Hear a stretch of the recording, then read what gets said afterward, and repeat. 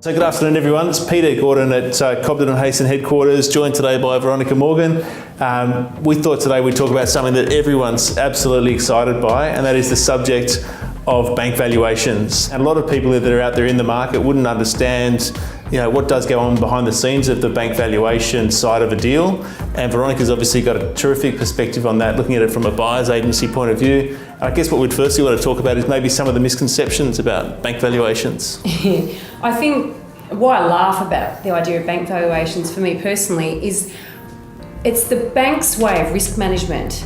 However, it just seems to be an appalling way to manage risk, in my view. I think a lot of the time buyers, when they're going into an auction environment particularly, they'll say, right, well, I'm going to go to an auction, I've got my finances in place and we're all good to go. They don't realise that, on the Tuesday after the Saturday auction, the agent gets a call from the bank saying, we need to make a time for the bank to come through with a valuer to, rubber stamp the deal. And I'm sure that if the buyer actually knew that that's part of the process, they'd probably be a bit more concerned. And we hear this all the time from mortgage brokers and from valuers that they prefer a property to go to auction because they think that's market forces delivering what market value is. But the reality is only one person was prepared to pay the ultimate price at auction, not market, not everyone, only one. So in my view, it's one of the worst indicators of what a resale might be.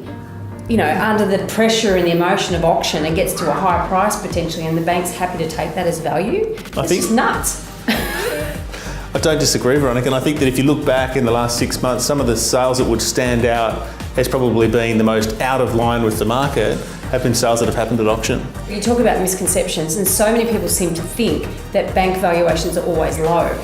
And so I guess if you've just bought something and the bank val comes in high, then you're happy because or it feels like you justified the price you paid, plus your loan's going to be guaranteed.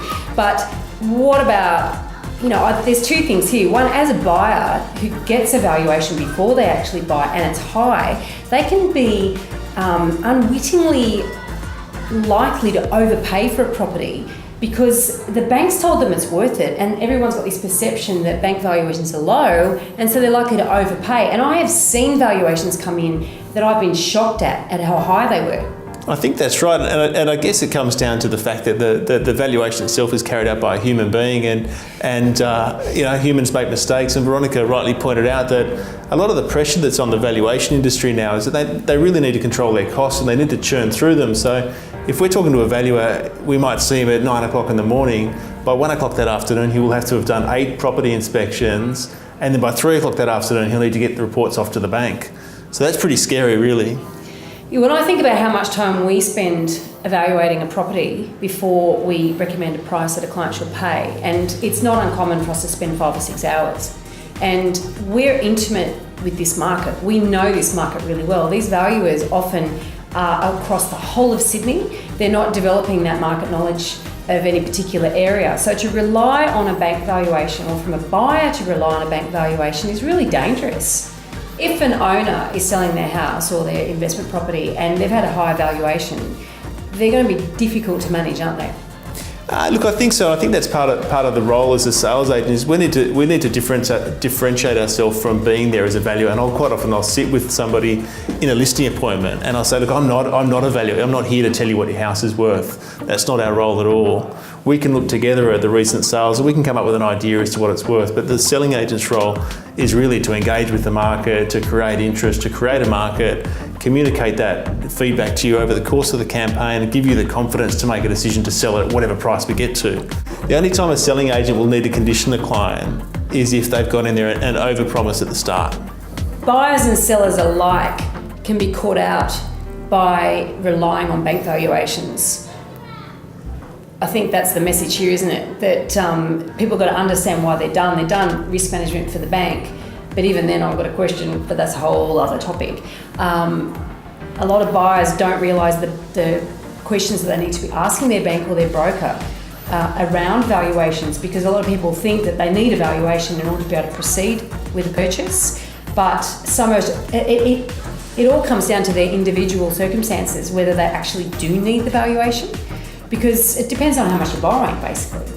That's right, Veronica. Quite often we'll have a buyer and you might have a situation where offers are being made on a property and someone will say, look, I'm really keen, I'm in a position where I could pay the same price or more, but my finance broker's told me that it's subject to evaluation, so I wouldn't be in a position to sign a contract for 5 days or whatever it might be, or I'd need a cooling off period. And I think sometimes, if you dig a little bit deeper and you say, well, explain to your finance provider your actual situation, talk about the amount you're borrowing as a percentage of the property, quite often they'll come back to us and they'll say, you're right, it wasn't a drama at all, I'm only borrowing 40% because I've just sold my other house. They said that there would only be an issue if the bank valuation came in at half of what I'm paying or whatever it might be, which is not going to happen. So, how many people do you think, maybe as a percentage, would actually miss out on a property because they're relying on a valuation unnecessarily? Yeah, look, I think that percentage-wise, it could be as much as 20%, thereabouts. But the first home buyer, it probably is. They are the ones. Well, it's crucial. A first home buyer is crucial because usually they're sailing very close to the wind in terms of the deposit. And you say, it's interesting what you say about getting good advice, and we always recommend our clients get a commercial broker, someone who's actually got a good head on their shoulders and lots of experience in getting deals together. I would imagine a lot of buyers, particularly those most vulnerable to this, wouldn't necessarily rely on the advice of a selling agent. No, that's right, and that's how we've got to be careful in the way we give that advice. So we're not saying, look, our advice is you go ahead and buy the property and the valuation's rubbish. It's more a case of saying you just need to make sure you dig deep and you ask the person who's providing the finance, have they considered your personal situation properly, and have you given them all the information they need? And quite often when they do that, they'll come back and they'll say, oh yeah, look, they've actually said that there's very little risk involved, and for us the benefit of securing the property outweighs a very minimum risk of not securing the property and watching prices keep going up for the next 6 months. So I think that's a good point too, that the bank valuation is for the bank to cover their risk, but the buyer has to actually ask specific questions of their broker or bank rep in order to cover their own risk, because it's different for every single buyer. Exactly right. Well, thanks for chatting, Peter. I think this is a really important topic. I think it's great we've been able to have a chat. There's tips there for buyers and sellers, and I think fundamentally the one thing is get good advice from your broker or bank rep. Absolutely. Thanks again, Veronica.